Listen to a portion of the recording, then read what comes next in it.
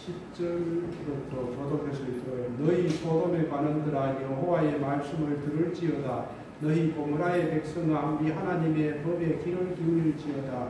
여호와께서 말씀하시되 너희의 무수한 재물이 내게 무엇이니 하여 나는 수양의 배우라 살찐 생의 기업에 배우고 나는 수성하니라 옳은 양이나 순종병수의 뜰을 이과하지 아니하니라. 너희가 내 앞에 보이러 오니 이것을 누가 너희에게 요구하였느냐. 내 마당만 밟을 뿐이니라.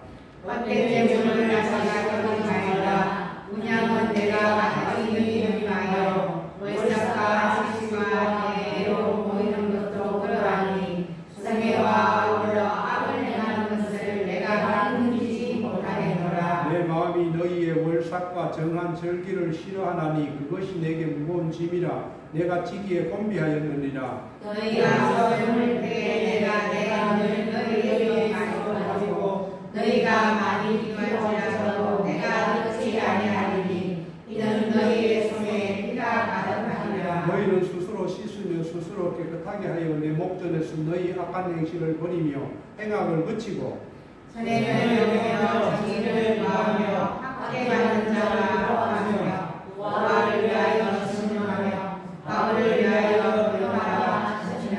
이렇게 읽겠습니다. 여호와께서 말씀하시되 보라 우리가 서로 변론하자. 너희의 죄가 조금가 될지라도 눈과 같이 여질 것이요 기름같이 지나쳐도 양날같이 길게 되리라. 아멘.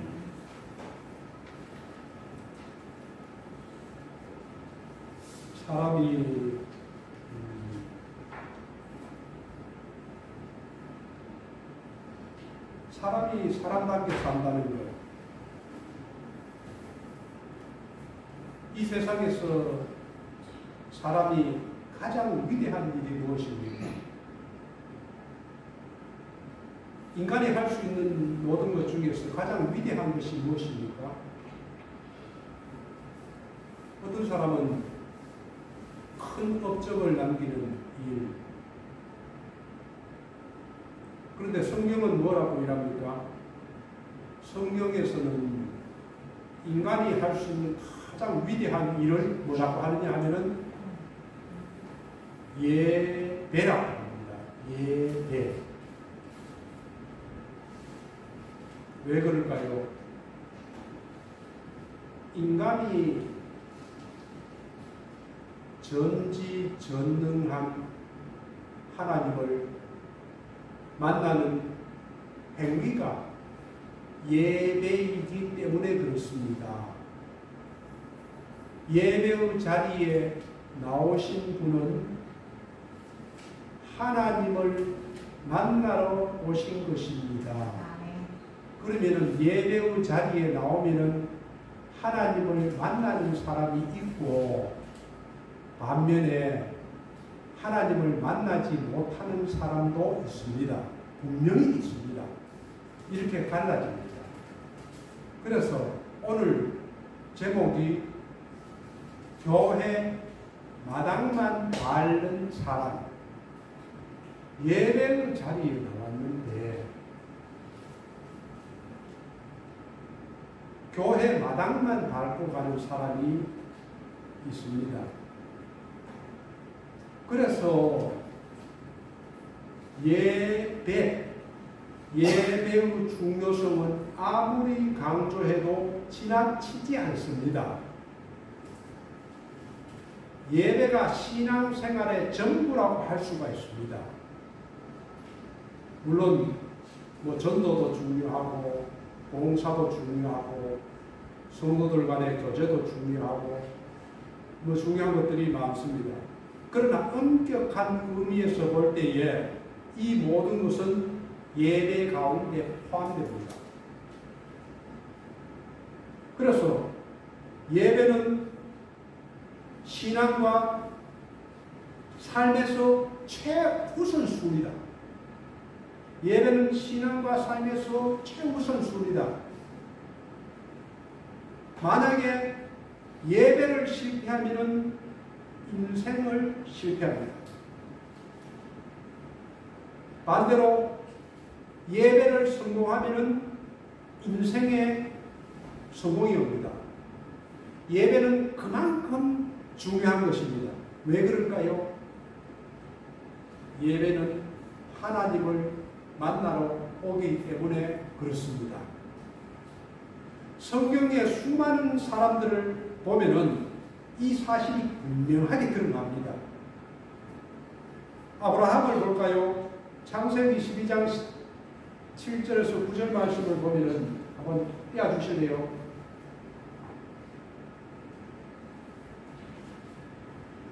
여호와께서 아브라함에게 나타나 이르시되 내가 이 땅을 너의 자손에게 주리라 하신지라. 이렇게 자기에게 나타나신 여호와께 아브라함이 뭐냐면 그곳에서 바로 제단을 쌓습니다. 하나님이 아브라함에게 처음으로 이야기할 때에 아브라함은 첫 번째 한 행동이 제단을 쌓습니다. 제단은 하나님을 예배하는 것입니다. 그리고 거기서 베델 동쪽 산으로 옮겨 장막을 치니 서쪽은 베델 동쪽은 아이라. 그가 그곳에서 또 그곳에서 또 여호와께 제단을 쌓고 또 여호와의 이름을 부르더니 점점 남방으로 옮겨가더라. 아브라함은 가는 곳마다 예배를 드렸습니다. 제단을 쌓았습니다.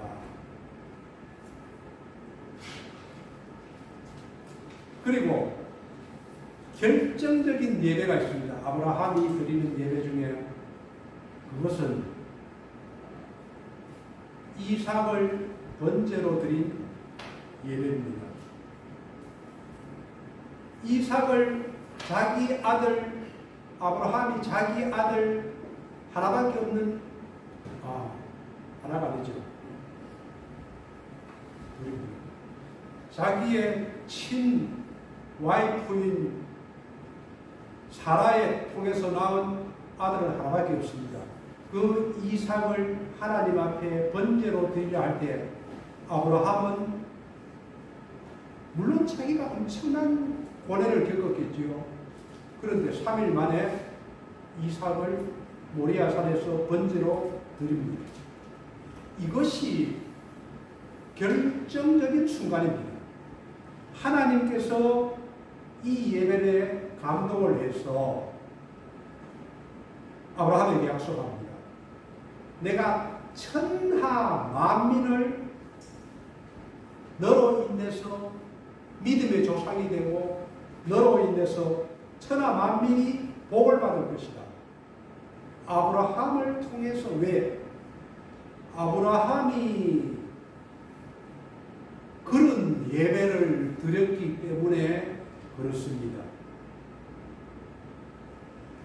전 세계에서 가장 잘 사는 나라가 어디입니까? 한국입니까? 어디입니까? 소련입니까? 미국이지요. 미국이 왜 잘 삽니까? 미국의 역사는 우리는 5,000년의 역사지만 미국의 역사는 청교도들이 들어가서 400년밖에 되지 않습니다. 그런데 왜 400년 만에 미국이 최고의 나라가 되었을까요? 지금 전 세계를 쥐고 흔듭니다. 모든 전쟁에 미국이 개입됩니다. 그 미국의 군사력은 강대합니다. 왜 그런 미국이 그렇게 강대국이 되었을까요? 그 비결은 예배에 있습니다. 예배는 그만큼 중요합니다. 미국이 예배를 잘 드리는 조상들이, 선조들이 있었기 때문에 지금 미국이 저 위치에 있는 것입니다. 미국의 최초의 조상은 청교도들입니다. 영국과 네덜란드와 덴마크와 저 유럽에 있는 기독교인들이 예배를 잘 드리기 위해서 대서양을 건너서 미국의 대륙을 갔거든요. 105명이가 갔습니다. 배를 타고. 105명이 메인플라워를 타고 미국 대륙에 갔었는데 그 중에 절반이 죽었습니다. 그리고 미국에 도착하자마자 춥고 배고프고 굶어 죽은 사람이 또 절반입니다. 그래서 결국은 50명밖에 남지는 않았어요. 그 50명밖에 남는 그 청교도인들이 얼마나 굶주리고 그 겨울은 얼마나 춥고 헐벗고 아무것도 없고 입을 것도 없고 먹을 것도 없는 데서 절반은 죽었는데 그 절반 남은 50명이 무엇을 했습니까? 예배를 드렸습니다. 자기 가족이 죽고 자기 형제들이 죽고 자기 아버지가 죽고 자기 어머니가 죽었는데도 그 사람들이 한 게 뭐냐면 예배를 드렸습니다.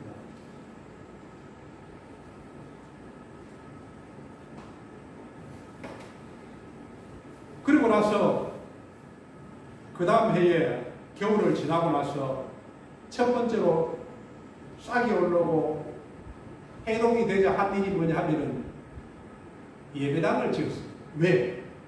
예배를 드리기 위해서 예배당을 지었습니다. 그 다음에 학교를 지었습니다. 왜? 가르치기 위해서. 모르면 안 되니까. 그 다음에 한 것이 자기 집을 지은 겁니다. 마지막에 자기 집을 지은 겁니다. 왜 그런 생각을 했을까요? 예배. 하나님을 만나기 위해서, 하나님을 경외하기 위해서, 하나님을 높이기 위해서, 하나님을 그래서 예배를 드리는 것입니다. 지금도 미국의 전통은 그런 전통이 많이 남아 있습니다. 전 인구의 98%가 기독교인들이었습니다. 지금은 많이 바뀌지요. 그래도 미국인들은 추수감사절도 만들고 성탄절, 감사절기, 미국의 대통령이 되면은 첫 번째 하는 게 뭔지 아십니까? 성경 위에 손을 얹고 선서를 합니다. 성경 위에 손을 얹고 선서를 합니다. 그만치 그 정신이 살아있다는 겁니다. 아직도. 그렇기 때문에 하나님께서 미국을 세계의 최강대국으로 만든 것입니다. 한국이 지금 한강의 기적을 일으켜서 이렇게 잘 살고 있죠. 그 이유가 뭔지 아십니까? 조선시대 우리 선조들이 똑똑해서 우리 고려시대, 고조선시대, 조선시대 양반들이 잘나서 우리가 지금 잘 사는 겁니까? 기독교가 들어와서 우리의 조상들이 예배를 잘 드렸기 때문에 우리나라가 이렇게 잘 살게 된 것입니다. 예배를 드리면 생각이 바뀝니다. 사고가 바뀝니다. 세상 생각에서 하나님 생각으로 바뀌어져 갑니다. 예배를 많이 드려보십시오. 계속해서 드려보십시오. 사람이 바뀌어 갑니다. 어떤 사람도, 어떤 악한 사람도 선한 사람으로, 부지런한 사람으로, 성실한 사람으로, 칭찬받는 사람으로 바뀌어 갑니다. 예배는 그만큼 중요한 것입니다. 그런데 오늘 본문에서 본문은 이사야 선지자 8세기 때에 기록된 이사야 1장의 말씀입니다. 이 당시에는 이스라엘은 북이스라엘과 남유다로 갈라져 있었는데 북이스라엘은 아수르라는 큰 제국에 멸망을 당했습니다. 그래 남쪽에는 남유다가 남았는데 이 남유다도 지금 아수르가 남유다를 잡아먹으려고 입을 벌리고 쳐내려오고 또 아수르보다 더 큰 바벨론이라는 큰 제국이 이란 쪽에서 생겨가지고 유럽 전체를 서서히 먹어들고 있습니다. 아수르는 남유다를 집어먹으려고 하고 바벨론은 아수르를 또 삼키려고 뒤에서 일어서고 있는 이 판국에 하나님께서 이사야를 통해서 남유다를 질책합니다. 뭐라고요? 남유다가 예배를 소홀히 했습니다. 예배를 소홀히 하면 신앙이 무너집니다. 교회를 아무리 신앙 좋은 사람도 교회를 한 번, 두 번, 세 번 빠뜨리기 시작하면 나중에는 안 나옵니다. 예배는 엄청나게 목숨을 걸 만큼 중요합니다. 그런데 지금 남유다 하나님께서 이사야 선지자를 통해서 남유다에게 뭐라 하는 게 뭡니까? 예배를 똑바로 드리라. 예배를 똑바로 드리라. 예배의 성공은 무엇입니까? 예배에 성공한다는 것은 하나님께서 그 예배를 받으신다는 거예요. 예배의 실패는 무엇입니까? 하나님이 그 예배를 나 안 받아. 나 너 예배 드리는 거 안 받아. 고개를 흔드는 것입니다. 오늘 본문을 보면은 하나님께서 남유다의 예배를 거절합니다. 왜 그럴까요? 첫째로 예배가 형식적인 예배였습니다. 예배는 드리는데 마음이 떠나 있습니다. 남유다 백성은 겉으로 보면은 늘 예배를 드렸습니다. 꼬박꼬박 드렸습니다. 그런데 하나님이 보실 때에 위선이 가득한 자, 사악한 자들이라고 이야기합니다. 10절 말씀을 한번 보십시오. 너희 소돔의 관원들아 여호와의 말씀을 들을지어다. 너희 고모라의 백성아 우리 하나님의 법에 귀를 기울일지어다. 지금 하나님께서 남유다에게 이야기합니다. 뭐라고? 소돔의 관원들아, 소돔의 백성들아, 그리고 고모라의 백성아. 소돔과 고모라가 누굽니까? 창세기 19장에 나오면은 유황불로 심판을 받은 성이 소돔과 고모라 성입니다. 죄악으로 가득한 성입니다. 그런데 하나님께서 이사야 선지자를 통해서 남유다 백성에게 소돔과 고모라 백성아 이렇게 질책합니다. 그만큼 타락했다는 것이죠. 하나님께서 왜 이 백성을 이렇게 신랄하게 책망합니까? 그 이유는 하나님께서 도저히 받을 수 없는 예배를 드렸습니다. 그 이유는 두 가지입니다. 첫째는 마음이 없는 예배를 하나님께 드렸습니다. 그 모양은 예배의 형식을 갖추었습니다. 그런데 그 마음 속에 하나님을 경외하는 마음과 하나님을 사랑하는 마음이 없었습니다. 그냥 아무 생각 없이 늘 하던 대로 앉아있는 거죠. 11절, 12절 말씀을 보십시오. 한번 같이 읽어보겠습니다. 시작. 여호와께서 말씀하시되 너희의 무수한 재물이 내게 무엇이 의식하며 나는 수자의 경제와 살찐 짐승의 피부에 물러보고 나는 수소와 자 언양이나 순전체를 빠져하지 아니하라. 너희가 야외한 배로 오니 이것을 누가 너희에게 요구하였느냐 내가 알려드리느냐. 지금 하나님 앞에 남유다 백성이 예배, 제사에 제사를 드립니다. 늘 나와서 드렸습니다. 무수한 제물로 제사를 드렸습니다. 숫양의 번제, 살찐 짐승의 기름, 숫송아지, 어린 양, 숫염소, 피를 드리면서 제사를 드렸습니다. 그런데 하나님께서는 이야기합니다. 내 마당만 밟을 뿐입니다. 나 그 예배를 받지 않겠다 이 말입니다. 똑같은 이 이사야가 29장에는 뭐라고 이야기하는지 아십니까? 29장 13절에 한번 같이 읽어보겠습니다. 시작. 주께서 이르시되 이 백성이 입으로는 나를 가까이 하며 입술로는 나를 경배하나 그들의 마음은 내게서 멀리 떠나나니 그들이 나를 위하여 사람에게 내고 가르침을 받았을 뿐이라. 하나님께서 이 백성에게 이야기합니다. 이 백성이 입으로는 나를 공경하고 사랑한다고 이야기하는데, 입으로는 이야기를 하는데 그 중심의 마음이 하나님을 사랑하고 경외함에 있지 않다. 하나님은 냉정하게 판단하시군요. 나도 내 자신을 잘 모릅니다.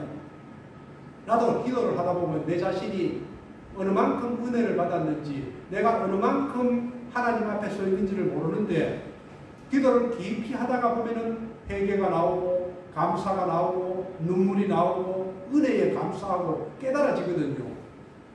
그런데 이 백성들이 말로는 사랑하고 예배를 드립니다. 그런데 진정한 하나님의 경외함과 사랑함이 없다는 거예요.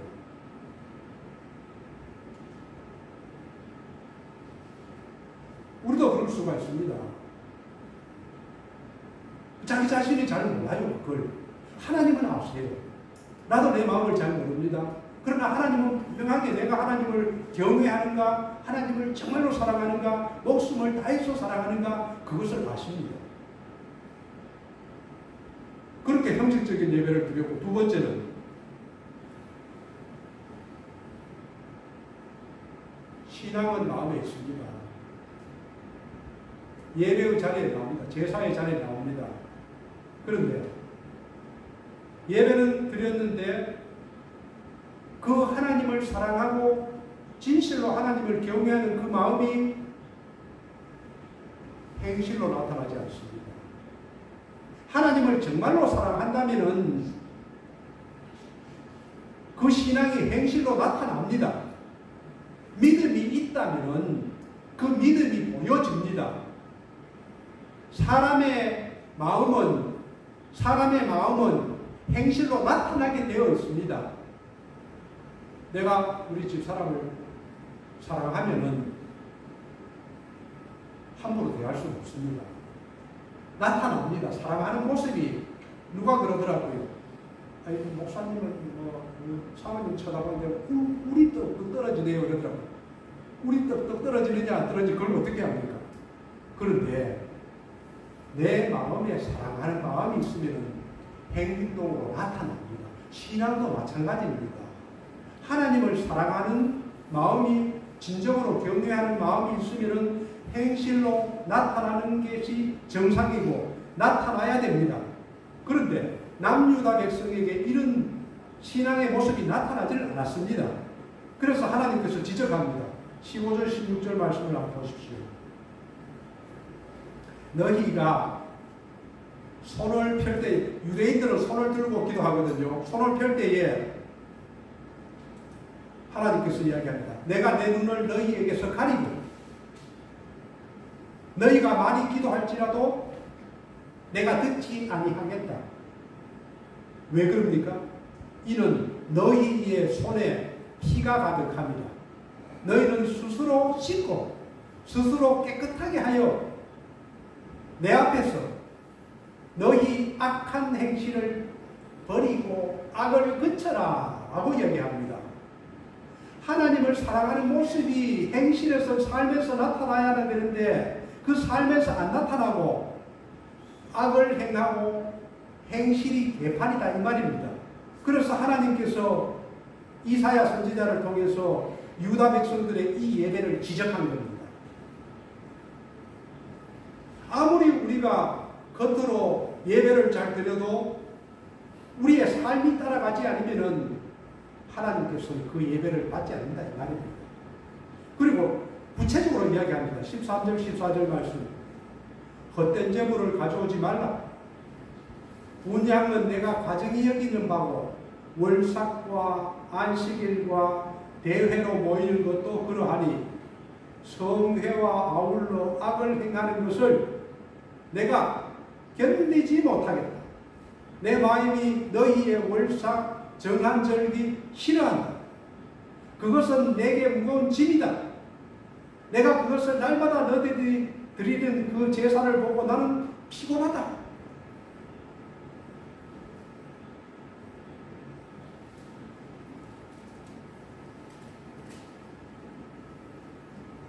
우리가 우리의 삶을 돌아보십시오.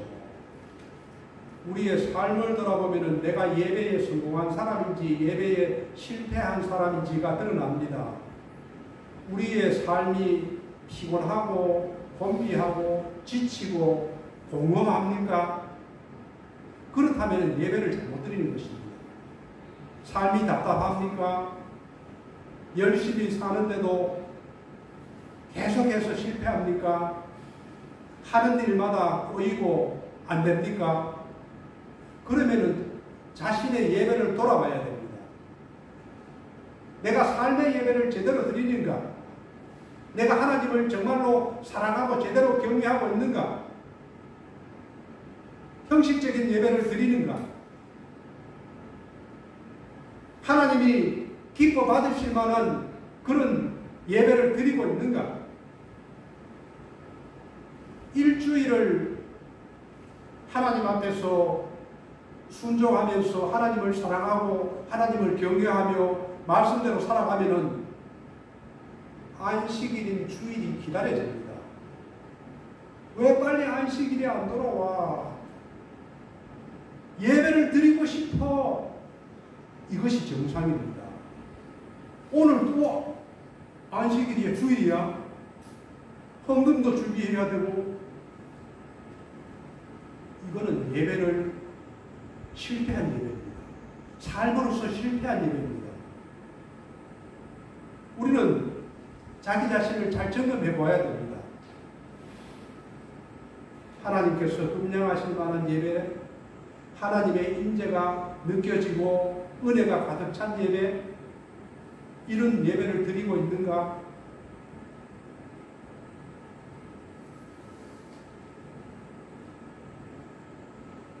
오늘 본문 18절을 보시면은 거기에 대해서 하나님은 우리를 매를 들고 때리다가도 그 매를 들고 때리다가도 반드시 이유가 있습니다.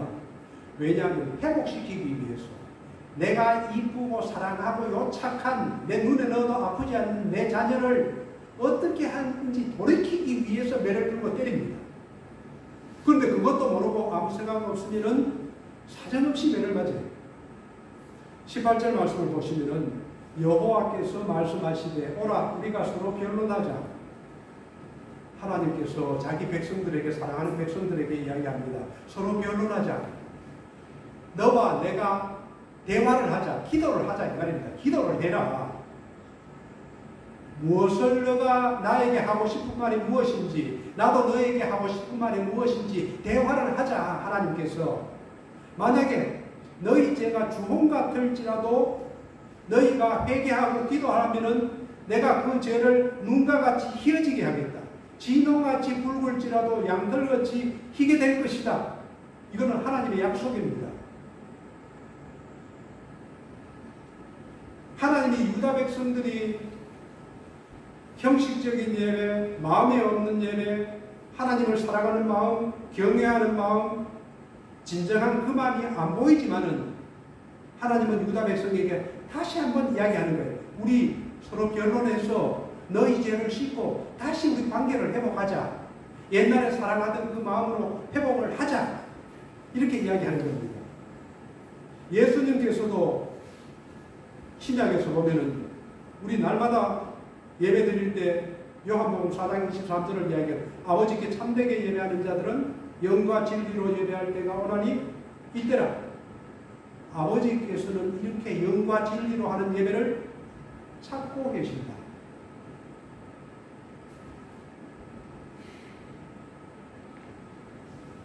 우리가 예배를 드리다 보면은 좋을 때가 있습니다. 예배를 드리면은 입만 찬양을 부르면 입만 빵긋빵긋하는 사람이 있습니다. 계속 집중 못하고 어리버리 그냥 옆도 쳐다보고 바깥도 쳐다보고 집중을 못하는 사람도 있습니다.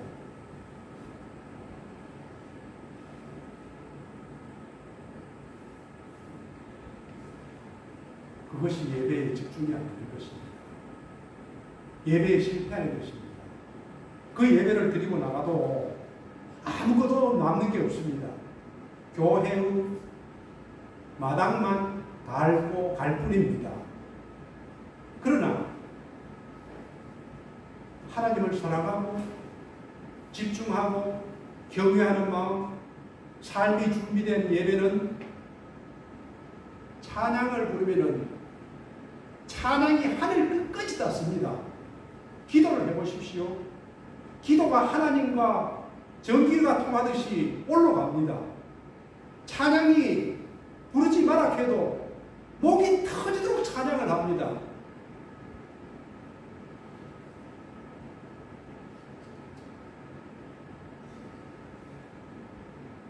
그래서 이 남유다에게 하나님은 요구하십니다. 뭐라고 요구합니까? 16절, 17절 말씀입니다. 한번 읽어보겠습니다. 이것이 삶의 예배입니다. 한번 읽어보겠습니다. 시작. 너희는 스스로 씻으며 스스로 깨끗하게 하여 내 목전에서 너희 악한 짓을 버리며 악행을 그치고 생을 배우며 정의를 구하며 악에 맞는 자를 도와주며 과를 위하여 신선하며 과부를 위하여 변화하라 하시느니라. 이러한 삶을 살아가라는 것입니다. 이것이 삶으로 드려지는 예배입니다. 어려운 사람들을 돕고 고아와 과부를 위해서 일하고 정의롭게 살고 악을 그치고 행실을 바르게 하고, 그것을 한마디로 바울은 이렇게 얘기합니다. 로마서 12장 1, 2절에서 그러므로 형제들아 내가 하나님의 모든 자비하심으로 너희를 원한다. 뭐라 합니까? 너희 목을 하나님이 기뻐하시는 거룩한 산제물로 나의 몸을 드려라. 이것이 너희가 드릴 영적 예배다. 구체적으로 또 이야기하면 이 세대를 본받지 않고 마음을 새롭게 하여 변화를 받고 하나님의 선하시고 기뻐하시고 온전한 뜻이 무엇인지 분별하여서 살아라. 그래서 우리가 정말로 하나님께서 기뻐 받으시는 예배는 이 공동체 예배도 있지만 이 공동체 예배를 집중해서 드리고 우리의 기도와 찬양과 말씀을 받아서 그대로 순종하면서 삶으로 이어지는 예배가 되어야 됩니다. 우리가 일상생활 속에서 하나님이 기뻐하는 산제물로 나의 몸과 마음과 행실로 드려지는 예배가 참다운 예배입니다. 이 예배를 하나님께서 회복하고 이 예배를 드리라고 요구하는 것입니다. 결국 이 남유다는 이사야 선지자를 통해서 하나님께서 오늘 하시는 그 말씀을 지키지 않으므로 바벨론에 멸망당해서 70년 동안을 바벨론의 포로로 끌려갑니다. 이렇게 이야기를 하는데도 불구하고 남유다 백성이 목이 곧은 백성이라서 듣지 않습니다. 뭘 그래? 내 하고 싶은 대로 해야지. 오늘 들었어? 내일은 끝나. 하나님은 사랑의 하나님이지만 공의의 하나님입니다. 자기가 한 말을 반드시 하나님께서 하시는 말씀을 반드시 그대로 지킵니다. 순종하는 자에게는 천대까지 은혜를 베풀고 미워하고 불순종하는 자에는 그 죄를 3, 4대까지 가게 하느니라. 저와 여러분이 마당만 받는 예배가 아니고 하나님이 기뻐하는 예배에서 구하는 저희들이 되기를 주님의 이름으로 축원드립니다. 아멘.